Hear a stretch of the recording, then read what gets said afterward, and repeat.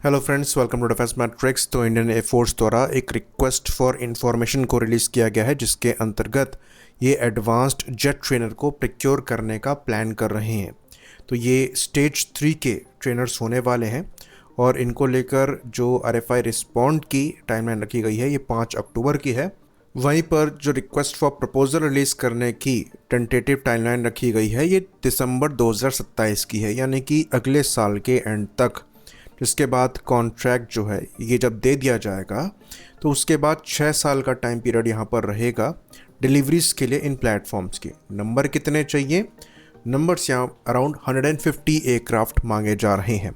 तो यहाँ पर मांगा गया है कि इसमें एयर टू एयर और एयर टू सरफेस ऑपरेशंस के लिए ट्रेनिंग कैपेबिलिटी होनी चाहिए, नेटवर्क सेंट्रिक कैपेबिलिटी होनी चाहिए नेक्स्ट जनरेशन पायलट्स को ट्रेन करने के लिए, लार्ज एरिया डिस्प्ले होना चाहिए कॉकपिट में, होटास कंट्रोल चाहिए, साथ में फ्लाई बाय वायर कंट्रोल होना चाहिए और प्रॉपर हार्ड पॉइंट्स यहाँ पर मांगे गए हैं जिसमें एयर टू एयर और एयर टू ग्राउंड गन्स जो हैं लगाई जा सके, चाहे ये इंटरनल हो चाहे पॉडेड हो। साथ में 0-0 इजेक्शन सीट चाहिए और वेपन कैरिंग हार्ड पॉइंट्स भी चाहिए। तो एक लिफ्ट कैटेगरी के एयरक्राफ्ट की यहाँ पर लाइकली डिमांड है और ये इंडियन एयरफोर्स की सर्विस से हॉक मार्क 132 को रिप्लेस करने के लिए है, जो कि एडवांस जेट ट्रेनर्स हैं।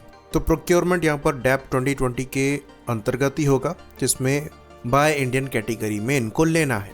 तो अब ये इंटरेस्टिंग इसलिए हो जाता है क्योंकि फ़िलहाल इस कैटेगरी में अगर आप इंडियन ऑप्शन को देखेंगे तो आपको कोई एयरक्राफ्ट दिखाई नहीं देता है। पहला जो एयरक्राफ्ट दिमाग में आता है ये हॉक आई है, जो कि करंट एडवांस जेट ट्रेनर का एडवांस इंडिजनाइज वर्जन है, जो कि कॉम्बैट कैपेबल है। काफ़ी एडवांस एयरक्राफ्ट है, लेकिन वो इस कैटेगरी से बाहर इसलिए हो जाता है क्योंकि यहाँ पर फ्लाई बाय वायर की मांग करी गई है, जो कि वहाँ से मिसिंग है।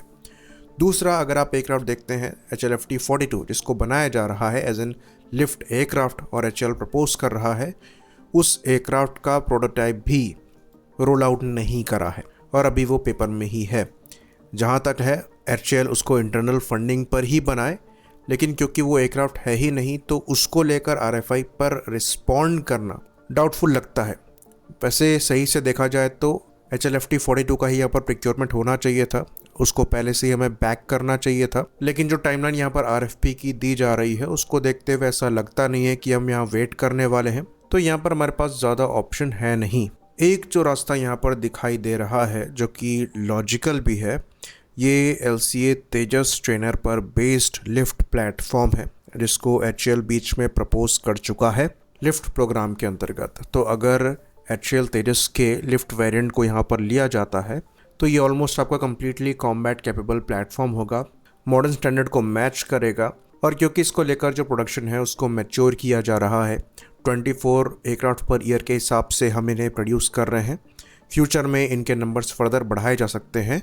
तो जो यहाँ पर टाइमलाइन दी गई है 150 एयरक्राफ्ट को 6 ईयर्स में डिलीवर करने की, जो कि 25 एयरक्राफ्ट पर ईयर के रेट के हिसाब से होता है, तो वो भी काफ़ी हद तक तेजस के प्रोडक्शन से मैच खाता है। पर यहाँ पर जो चैलेंज आएगा ये कॉस्ट को चेक पर रखने का है, जो अगेन किया जा सकता है और ये वेरिएंट पहले प्रपोज किया जा चुका है। तो ये बात हम जानते हैं कि US नेवी द्वारा अपने T-45 घोषॉक को रिप्लेस करने के लिए जब एयरक्राफ्ट देखे जा रहे थे, जो कि खुद हॉक पर ही बेस्ड है, तो वहाँ भी HAL ने तेजस बेस्ड लिफ्ट प्लेटफॉर्म को प्रपोज किया था।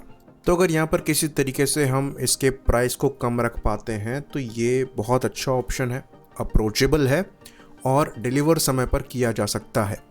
बाकी यहाँ पर जो अच्छी चीज़ है वो ये है, क्योंकि हम कावेरी 2.0 को लेकर सीरियसली आगे बढ़ रहे हैं, तो फ्यूचर में इंजन को लेकर भी जो हमारी डिपेंडेंसी है US से, वो भी कम होने वाली है। तो तेजस की जो बड़ी फ्लीट है ये हेल्पफुल रहेगी। बाकी एयरफोर्स चीफ भी इसे प्रेज कर चुके हैं, इनको एज एन एक्सीलेंट ट्रेनर भी उनके द्वारा कहा गया है। तो यहाँ पर कोई डाउट एग्जिस्ट नहीं करता है कि ये platform as an advance trainer excel करेगा। इवन ये चीज़ हम पास में भी कहते आए हैं कि नेवी को भी जो LCA नेवी है उसे लिफ्ट प्लेटफॉर्म की तरह देखना चाहिए और अपने हॉक को रिप्लेस करने को लेकर इस्तेमाल करना चाहिए।